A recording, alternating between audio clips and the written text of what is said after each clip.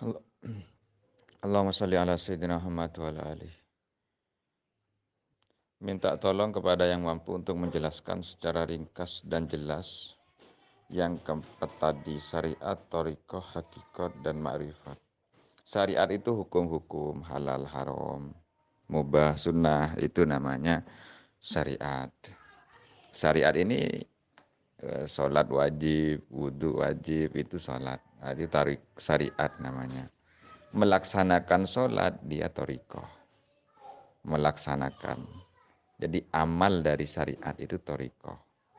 Ketika sudah seseorang melakukan thariqah, melakukan ajaran Islam ini, maka dia lama-lama menyadari dia sebagai hamba.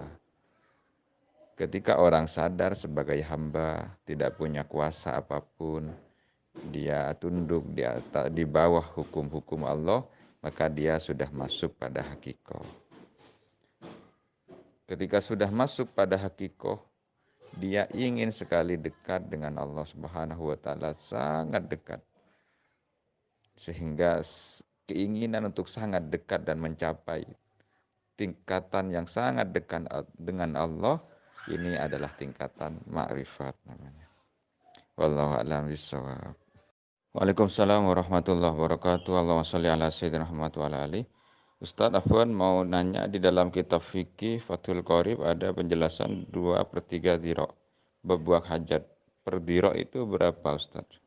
Dhiro itu hasta dari ujung jari sampai siku dalam ukuran orang biasa.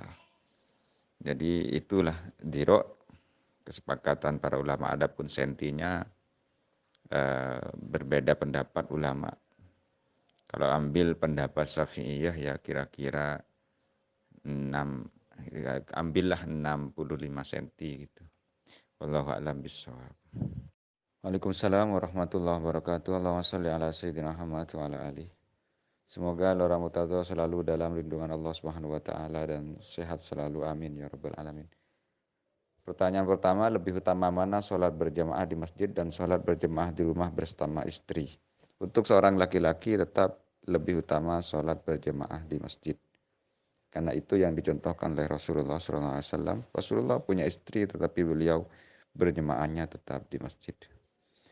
Bolehkah mengamalkan suatu amalan di-share di Facebook? Boleh atau tidak, kalau amalan itu tergantung hati. Kalau niatnya dakwah, mengajak orang supaya di Facebook tidak hanya berisi sesuatu yang kotor tapi juga ada tayangan ibadah di situ, maka hukumnya diperbolehkan bahkan mendapat pahala. Tapi kalau niatnya adalah ingin di-like, di-share atau mendapat banyak pengikut, maka hukumnya menjadi haram karena masuk riya.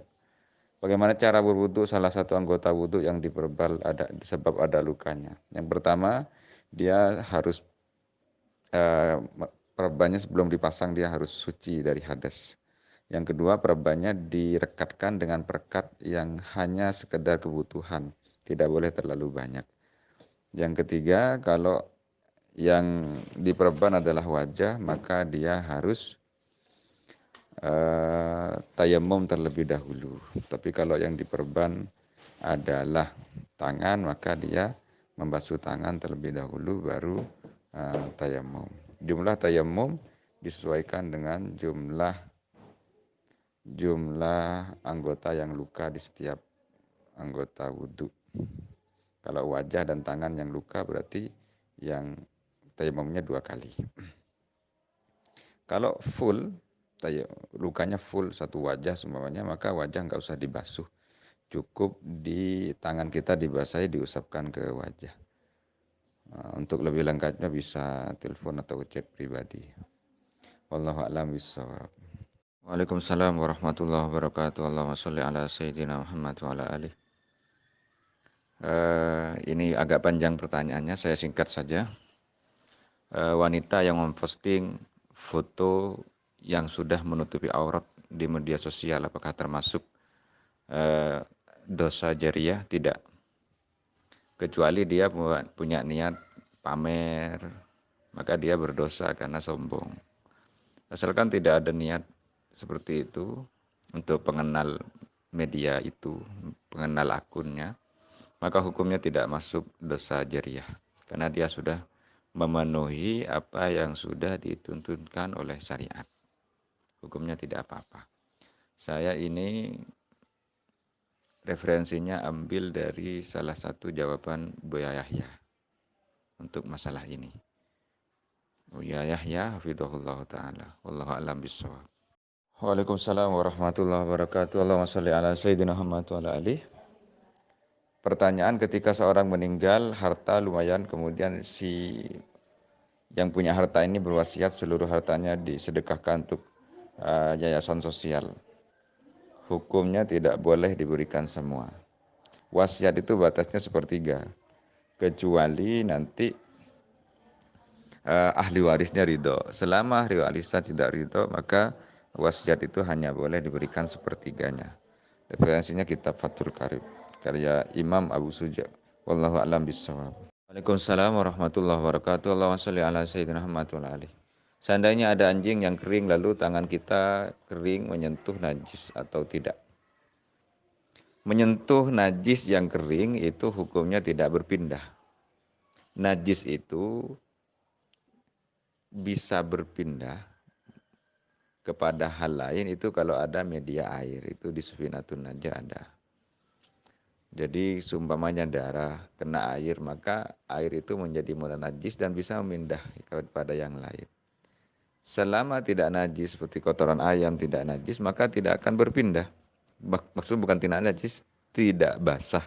Maka tidak bisa berpindah karena tidak ada media untuk berpindah. Jadi kalau kering hukumnya tidak menajiskan yang lain. Wallahu a'lam bishawab. Allahumma sholli ala sayyidina Muhammad wa ala alihi. Waalaikumsalam warahmatullahi wabarakatuh. Bagaimana hukumnya mufarokoh sholat Jumat? Semua sholat mufarokoh adalah haram, kecuali ada darurat tertentu.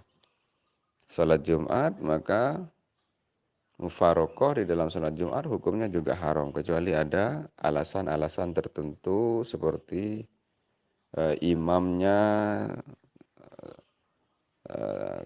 aliran lain yang sesat, seumpamanya dan sebagainya, maka dia wajib mufarokoh. Atau imamnya kelihatan ada najisnya, maka wajib mufarokoh. Kalau tidak ada alasan-alasan tertentu, maka dia tidak diperbolehkan mufarokoh dalam sholat apapun. Wallahu a'lam bishawab. Waalaikumsalam warahmatullahi wabarakatuh. Allahumma sholli ala sayyidina Muhammad wa ala alihi. Ustaz, mohon maaf kalau bertanya Ustaz ya. Gimana hukumnya memegang Al-Quran yang bersamaan artinya dalam keadaan tidak punya wudu, bolehkah? Hukumnya tergantung, karena arti itu masuk tafsir dia. Kata ulama, di mazhab Syafi'i tentunya, itu kalau sudah ada tafsirnya Al-Quran itu, maka boleh dipegang dengan syarat. Syaratnya ialah tafsirnya harus lebih banyak dari teks Al-Qurannya. Jadi kalau terjemahannya lebih banyak dari teks Al-Qurannya, maka hukumnya diperbolehkan untuk dipegang. Wallahu a'lam bishawab. Allahumma sholli ala sayyidina Muhammad wa ala alihi. Seseorang yang membaca Al-Quran untuk seorang mayit, maka pahalanya akan sampai kepada mayit yang dituju. Al-Imam Syafi'i dalam kitab Al-Um menyebutkan bahwa seseorang yang menghatamkan Al-Quran untuk mayit maka adalah sesuatu kebaikan. Kullu ma'rufin sodakoh, kalau di dalam hadis setiap kebaikan adalah sedekah. Kalau seumpamanya kita ziarah kubur memakai HP di setel Al-Quran, maka pahalanya tidak sampai. Kenapa? Karena dia bukan membaca. Al-Quran itu yang ada pahalanya adalah membaca Al-Quran. Dia nggak membaca, nyetel aja. Jadi yang membaca dia salon. Tetapi kalau diniati bukan bacaannya tapi mendengarkannya, mendengarkan Al-Quran kita ketahui adalah sebuah pahala.